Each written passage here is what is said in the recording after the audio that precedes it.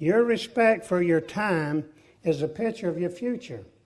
I've never figured out why a person that has all the time in the world goes and finds a guy that has no time at all and wants to spend his time with him. If you figure that out, let me know, will you? But your time is your most precious thing you have. And it's the only thing that you have. And if you start looking at your time as dollars, consider how you're spending your times. Consider that they're dollars. And once they're spent, you're not ever going to be able to go back and recoup them, you see. Don't make the mistake of studying the laws of prosperity that has been given to us. If you don't study them, you're cheating yourself. Because all throughout the Word of God, God is moving in a special way. I was out all weekend and didn't get home till kind of late Sunday. And I had to go yesterday and do 4 TV shows. I didn't have time to prepare. I had somebody come in with a death claim yesterday morning, and another guy came in that had to work out some stuff and everything in the world. And usually I spend Monday morning trying to get ready for Monday afternoon so I can do the TV shows. And so I was going to teach one session, then I had 3 guests coming in. Well, I just could not get my thinking together to where I could go in front of that camera and teach for 30 minutes. So Bill Davis, who's a real good friend of mine, he's a pastor, he and I really get it on when we start talking about wisdom, success, and prosperity. Bill came in, and I said, Bill, let's go back in the green room. We went back in the green room, held hands, and we bombarded heaven like you wouldn't believe. Bill and I set that place on fire. Then along come Danny Burton. We prayed, and Danny and I really set it on fire. Then along come Larry Bishop, and Larry was just on fire all over.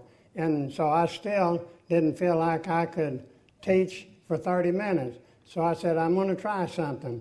And so I asked Larry and Danny, I said, let's all 3 sit around a table and we'll talk and we'll just see who's going to get in the most words. But I'm telling you, it worked out beautifully. And if you don't see the next 4 programs, you're really going to miss some good programs.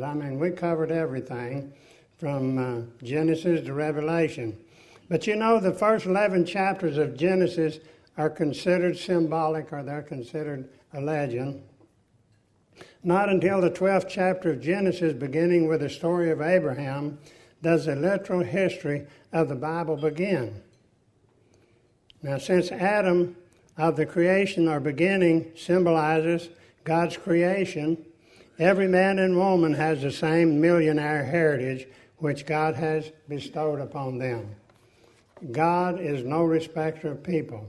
Economists explain that there are rich millionaires and there are poor millionaires.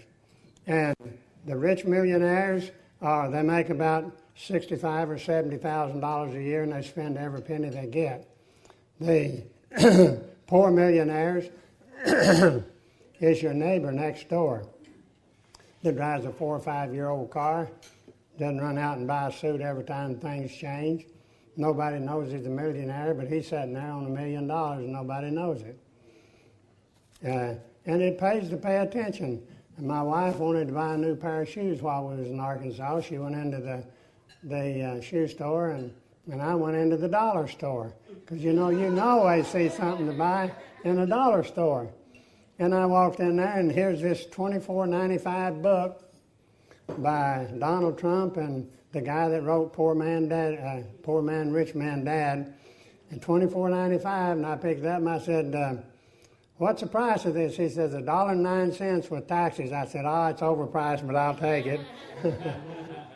But it pays to pay attention, I'll tell you.